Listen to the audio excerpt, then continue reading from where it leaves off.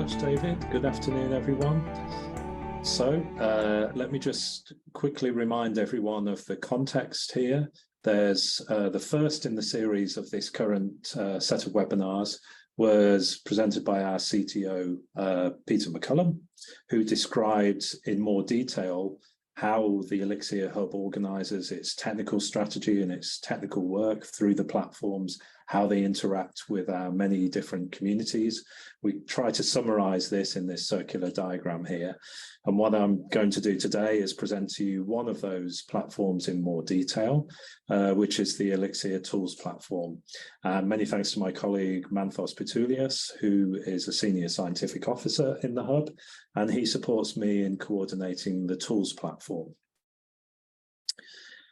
Okay, so the platform itself is led by 3 experts from across our nodes, so-called EXCOs, executive committee members, and those are Salva Capella from the Spanish node, Björn Gruning from the German node, and Hervé Ménager from the French node.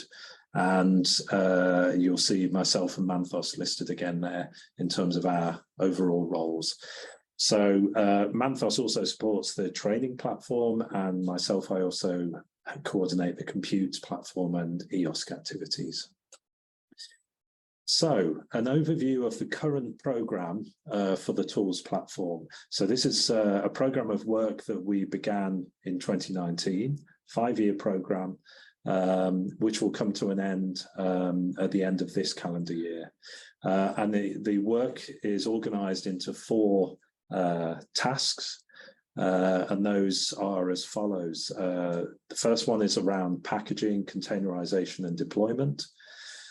The second is performance benchmarking, technical monitoring. The third is registry work, so how to register the many thousands of bioinformatics tools and information and their identifiers. And the fourth is best practices around software management and planning. So I'll go into a little bit more detail of each of those as we run through this webinar. And what do those tasks translate to in practice? Well, they address the following 4 goals, really. So the first task, the packaging containerization, is all about improving reproducibility in research. The second task, the benchmarking and so on, is obviously to improve software quality. We need registries in order to make comprehensive catalogs of tools to aid discoverability, make it easy for people to find the right tools for the right jobs, and how are they being used elsewhere in other communities. And then we need to develop standards, and analogous to data management plans, we've been co-leading international work on software management plans. So in practice, reproducibility in research means runnable replicas of bioinformatics software and executing those. The software quality is basically addressing the FAIR agenda, making things findable, accessible, interoperable, and reproducible, and community benchmarking. Catalogs of tools, as I was saying, is about the findability, deploying persistent identifiers, and making it possible for people to learn how a tool may be used in one community, and what's domain specific and what is more generally usable. And then as far as the software management is concerned, we'll introduce the software management wizard, and the various ways this can be used to assist different roles involved in that software and research lifecycle. So from a user's perspective, they might see this kind of overview. They might go to find a tool or a workflow using the relevant registry. We've listed the 2 best known and ones that ELIXIR has co-led and supported, so bio.tools and workflow hub. They then may wish to benchmark and find out the quality as far as it can be ascertained through benchmarking. Is this a reliable tool? Is it something that's being used in another community in practice? So OpenEbench is a common way to do that we support in ELIXIR. And then you come to the packaging and deployment of these tools and workflows. And best known in this arena in bioinformatics are the bio-specific version of Conda for packaging and the biocontainers repository to where people can find existing containers or deploy, find them and then be able to deploy them. And then executing such software and workflows is often done in our community using the Galaxy platform. So I'll certainly spend some time talking about that. And then what we're seeking to do is try and align all of this with software best practices and guidelines. So a little bit more detail on task one. The containers themselves are basically, and it's something along the lines of an operating system level virtualization. So what you try to do is package together or bundle together the application, the dependencies, with the relevant libraries, binaries, and config files that actually mean that you genuinely can re-execute a workflow or piece of software. Typically, if you have the software alone, there's still a lot of work to do to make sure you align with and integrate the relevant libraries and so on in order to be able to carry out that particular piece of analysis. And so obviously the advantages of using containers are specifically around enabling reproducibility, but that also means for your own testing and bug tracking itself, and to speed up deployment. So in a sort of workflow, sort of research workflow way, you as a researcher or research group working with your data, working with software, potentially packaging with Conda, BioConda, or using a Docker file, and then running it and being able to reference the version, any testing, make it possible to do testing, and the dependency management and the documentation. And in an ideal world, these are all referenceable and accessible through the resultant publications. So in 2018, ELIXIR started supporting specific efforts around publishing software containers in a standardized manner, building on pre-existing work, and developing open source registries for containers. So biocontainers has been built upon ever since then through the ELIXIR technical programs, with the goals of maintaining and improving that infrastructure, and over time, and I'll come on to this later in the presentation, integrating this into a wider tools platform ecosystem. And obviously that's how we get the wide and deep involvement from our various communities. So the kind of multinational work that this draws upon is registries, and in particular here for workflows through the EOS Life Science Cluster project, the Workflow Hub was developed, and here we see lots of connections to other platforms in ELIXIR, in particular the interoperability platform, building upon best practice to enable the building of a registry for workflows. And you'll see there's a few hundred already, different system types, already over 100 organizations represented. And the links and references are shown there in the slide for those that would like to dig deeper. In at the overview level, what it means in practice is to try and develop a registry which is workflow system agnostic, make it possible for researchers to search for, discover workflows, to standardize the metadata, to implement permanent persistent identifiers, develop collections where appropriate, try and enable access and interoperability through standardized APIs, so the Global Alliance Tools Registry Service, TRS, or implements using research objects, RO Crate. And we are working through those science cluster projects to make these make this infrastructure interoperable with EOSC, European Open Science Cloud-wide functionality. So without going into too much detail, you can start to see how we pull together some of these elements and related services in the so-called workflow collaboratory. And here we're really building upon work through the interoperability platform, fair digital objects packaged using RO Crate, and then making this whole set of infrastructures and research lifecycle entities more interoperable than they are now, more findable. So there's a whole range of projects that are now building upon this. Some of the latest family of EOS funded projects, including Fair Impact, the Euroscience Gateway for Galaxy.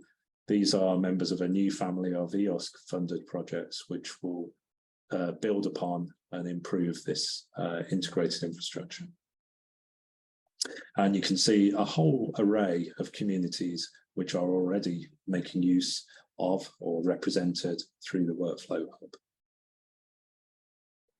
Hub. And then looking more widely at Galaxy, many of you will be familiar with this very popular workflows system, deployment system for bioinformatics. And this is providing support, as it says, for reproducible science. And in particular, the emphasis here is trying to help a whole family of different kinds of researchers, some of whom may be less technically proficient, maybe less comfortable at the command line, but if they're running a pipeline, they can make adjustments at the programmatic level using a graphical user interface of the kind you can see on screen now. So through a web browser, but it can be used at the command line where needed for programmatic purposes. And of course, Galaxy's benefits and use cases are extremely wide and well known and understood. So people often use it for scripting, but it can be used at the command line. It integrates with Jupyter Notebooks, RStudio, Observable HQ. It is a widely and well-managed community. So it's a very strong sort of community of many thousands and thousands of researchers just across Europe. And of course, it reaches internationally, much wider than that. And it also has significant compute power under the hood to enable federated job execution using the Pulsar network. And the Euroscience Gateway project I referred to earlier is building upon all the work to date and increasingly developing APIs, application programming interfaces to using standardized approaches developed, for example, through the Global Alliance for Genomics and Health. And again, a list of the many communities and services which make use of Galaxy, a long list here all the way from nanopores, metagenomics, through to imaging and single cell. And there are many resources online, very good training resources run by that Galaxy community in ELIXIR, and you'll see the links there to the right.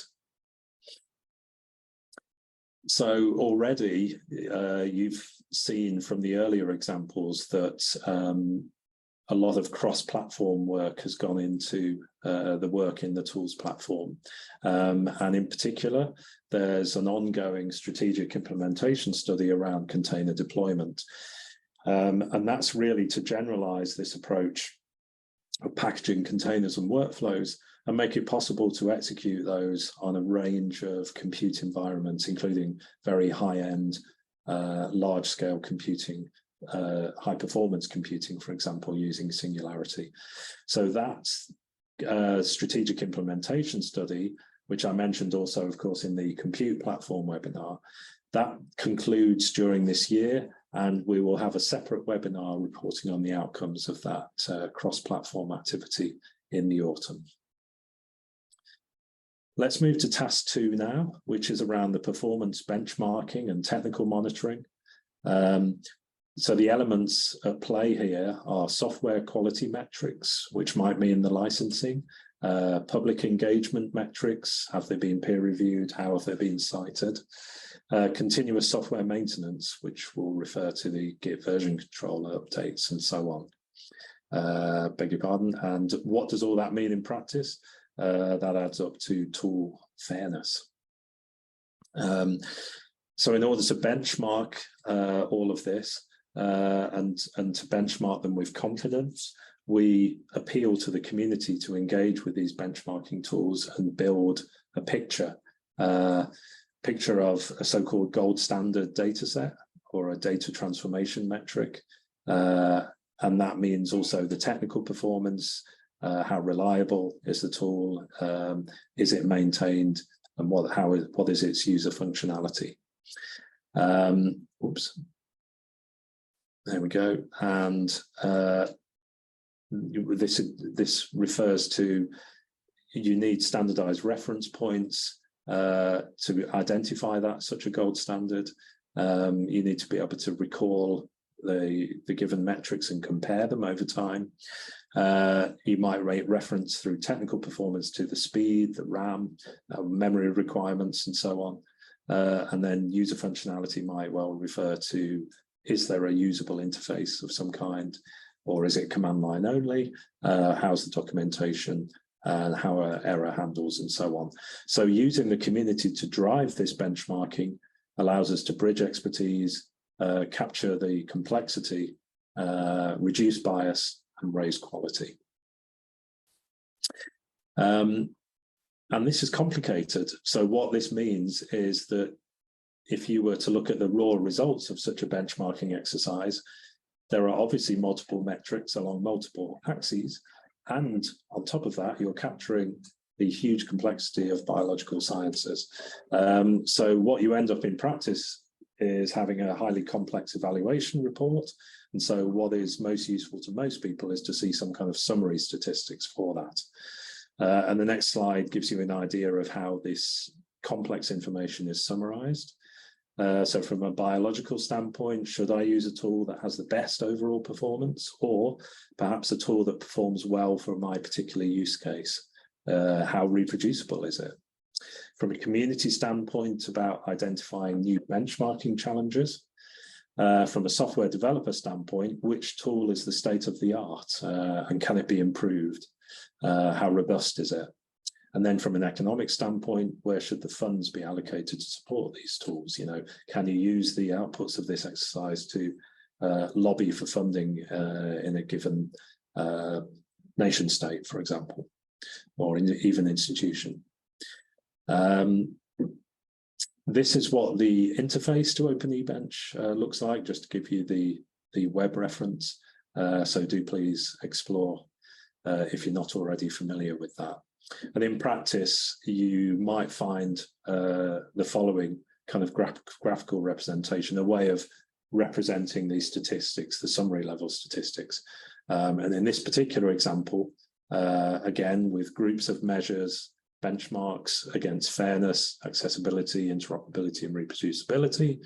This particular example, you'll see, is weighted towards software that's findable, but not particularly interoperable. Again, reference there if you want to start to dig into that in more detail, or do try it out for yourself. And once again, the many and wide-ranging communities that are involved and have worked with OpenEbench in order to help the work that they do. So the third of 4 tasks in the current program is all about the registries. So making it possible for people to discover the information. And that's all about the registries, the databases themselves, but also about the identifiers and the metadata describing these pieces of software, workflows, and so on. So bio.tools is our well-established home for many thousands of bioinformatics tools. So it's a registry of software and data services for biological and biomedical science. And it's the whole range from simple command line tools and online services right through to databases and complex multifunctional analysis workflows. And it incorporates all of the open data, open source persistent tool identifiers where they are available. And you'll see in the next couple of slides that we're trying to use standardized semantics through EDAM and in particular, and the bio.tools schema syntax to make it possible to find, discover, and share these tools. So the principles for this are, again, built on this very large number of contributors, trying to use common underlying standards, CC BY 4.0 license, GPL 3.0 license for the source code itself, as is recommended. And as I say, using EDAM as a way of annotating and describing these tools. And what we're making possible, as well as helping discoverability itself, is to text mine the literature and identify the tools and be able to actually find those tools once you've identified them in a paper or wherever. This hopefully then makes it easier to onboard communities and to link out to a whole range of other ELIXIR services and workflow tools. So EDAM in particular is an ontology of bioinformatics terms aimed at data, tools, workflows, training materials. And you'll see that it's being used and being applied to bio.tools. And it's an open and contribution-based ontology with a very large worldwide community. The function of bio.tools is annotated using the EDAM ontology, and that's at a high level is about 4 main categories around topic, operation, data, including the identifier, and the format. And then, of course, under the hood is a whole tree structure, branches of concepts in data analysis and management with definitions, relations, synonyms, and so on. And once again, you'll see the very wide range of projects which either use, deploy, or reference bio.tools. And we should pay tribute as well to our colleagues in Australian Biocommons who've done some really useful work in recent times in documenting some of this. So task 4 is software best practices. And this is all about improving the quality, sustainability of research software, adopting, promoting, measuring information standards and best practices. And there's a particularly strong link here with the tools platform in ELIXIR in order to carry out this work in a way that's genuinely reusable across our ELIXIR communities. It aligns closely with OpenEbench, as you would expect, for benchmarking. And what we have been working on is to design a tool that enables semi-automated preparation of a software management plan, or SMP. And this is analogous to what the work that's gone on over 15 plus years now to semi-automate preparation of data management plans that I'm sure many of you will be aware of. It's not the same, it's not identical to data management, but there are many things that can be reused and learned. And then obviously as ELIXIR as an ideal body, organization and network and community to specify this for bioinformatics software. So we use these to create a collection of episodes, materials, lessons, and that enables us to demonstrate best practices. And we build a community structure around all of this. So we're aiming towards a unified approach to software development and software quality and management. And increasingly, as some of you may have seen in recent EC calls, we're trying to work out how we can actually help save the planet by deploying in a more economic and environmentally aware fashion on compute resources. So there are all sorts of reasons why it's important to build software best management planning into our research work.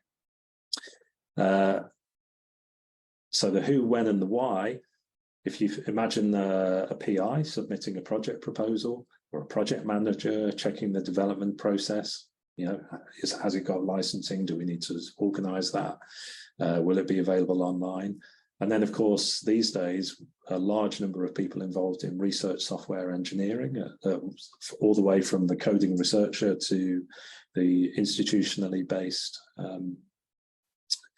research software engineer support, or perhaps people attached to major compute facilities and so on. And the SMP should help all of those people.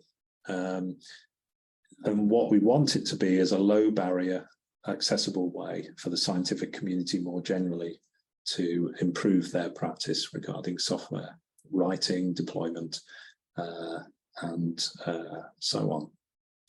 So in order to make this possible, this task is involved in developing the software management planning wizard.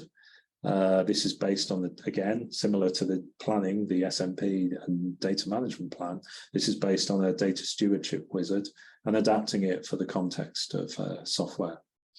And developing dedicated lessons for that to empower researchers to use these software management plans and to collect the relevant training material.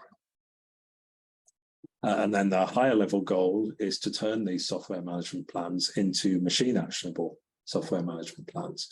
And so on the roadmap for that is creating the metadata schema to be added to bioschemas profiles, linking the metadata to the software management plans and other relevant digital objects, and increasing the integration of the software management plan to the relevant software services. Now, all of this comes together in a ELIXIR Tools ecosystem. So building on the work of all four of those tasks, what we want to build and what we have begun to build is a research software ecosystem. And that has been the subject of an ELIXIR implementation study, also ongoing during 2021 to 23. And what links all of these elements together in the tools ecosystem is, of course, the metadata. It may be as rich or as less rich, depending on whether it's describing a particular subdomain of science that's been well documented, all the way through to very generic level collection metadata. So what we want to build is a way and make it easier for people to describe all the peripheral relations between data sets and research analysis. And in practice, that means even more metadata, more information, more roles, more versions. Using the bio.tools stats functionality to get up-to-date numbers on the size of the metadata available. And it's around the function, credit, link, download, documentation, publication, and so on. And what we're planning and what's the work has begun to build this research software ecosystem based on open metadata, agreeing common standards, improving the navigation around this ecosystem, enabling the data exchange that therefore facilitates curation, makes it easier to package these things as workflows in Workflow Hub, for example, and ultimately with a goal to improving the sustainability of the software tool resources. Link to that particular piece of work is included. That work is very much still ongoing, and you'll see it's part of our planning for the new program. So, building on all the work up to date and up till now, let's just quickly review our plans for the new program. These are draft plans. They're still going through consultation, and we're still welcoming further input and suggestions on how we might refine certainly the first 3-year period of this work from 2024 onwards. So if you think about the platform, it's a set of in-production services, whether it's bio.tools, biocontainers, OpenEbench, Workflow Hub, Galaxy. It's community-driven. It's driven by these many hundreds of research groups who may have their own tools, and they may upload those, so they're tools contributors. They deploy and work in communities that support each other. And we're trying to build the actionable best practices around the software development and the software management planning.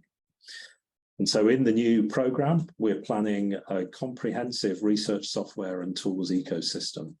So really broadening out even further the sheer complexity of building together these different elements that we've described in this webinar, and making it easier for people to make their own direct contribution, not just to GitHub, but into this ecosystem, because then it will enable them to better showcase the work that they've done. That helps them to then bid for support, funding, and sustainability of those resources. And thereby, in turn, they're contributing and enriching the ecosystem that we're building. So we want to use and drive this evolution of standards, and we're going to carry on using the established schema for that and EDAM. And we want to build a reference resource for the reproducible analytics of the software lifecycle, and that will be one of the key themes of our new ELIXIR program, is enabling that reproducible analytics of in bioinformatics. Where appropriate, we can contribute to semi-automated curation of tools as they are uploaded as well, and link those to the relevant scientific literature.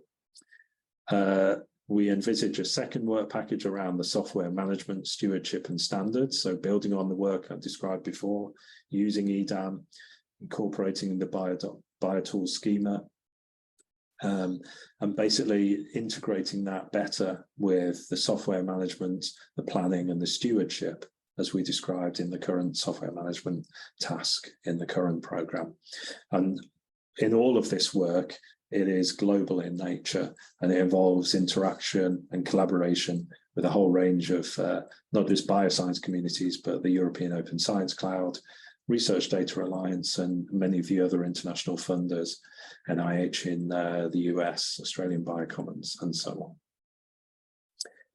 The third area we're going to focus on is software for reproducible and distributed analysis.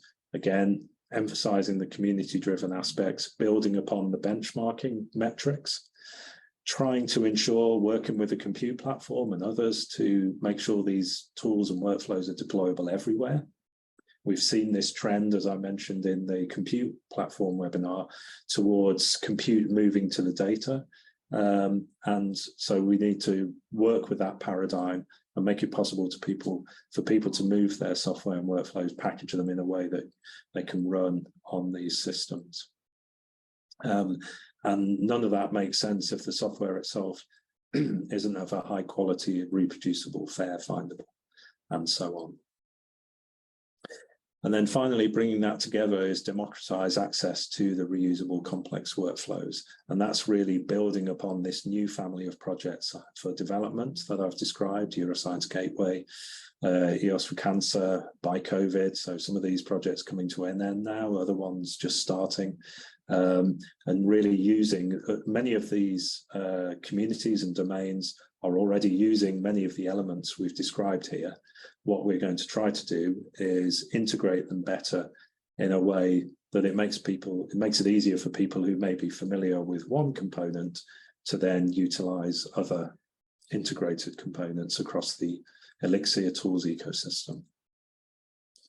And you'll see that this is all about coming back to our very first slide, which was how to engage with this whole range of communities across ELIXIR and build on cross-platform work with each of the other ELIXIR platforms. And that involves this even wider set of collaborations, as we've described.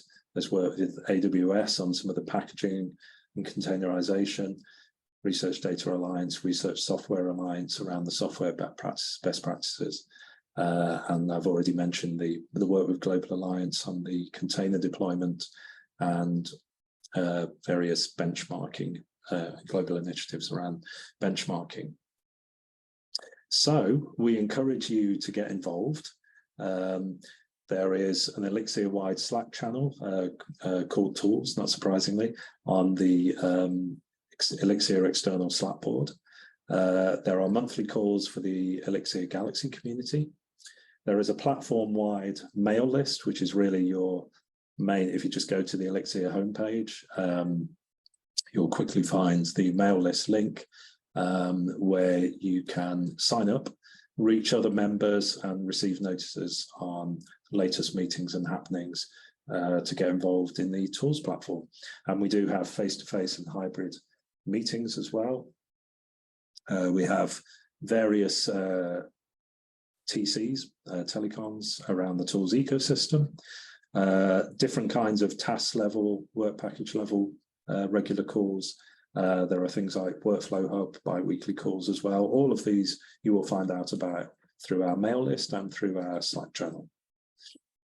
And now that we're through the pandemic, we're back into a regular cycle of annual events, face-to-face or hybrid. The picture here is just from our most recent event. You'll see there are a good number of people in person, a whole number of people over the 2 days remotely, and some excellent presentations from colleagues in Australia, for example. So a whole different set of ways of interacting with that global community around bioinformatics tools. So we look forward to seeing you at one of those soon. And finally, here's the crucial contacts for Manthos and myself and the website link. Do get in touch, people, if you want to get involved. Thank you. Bye-bye.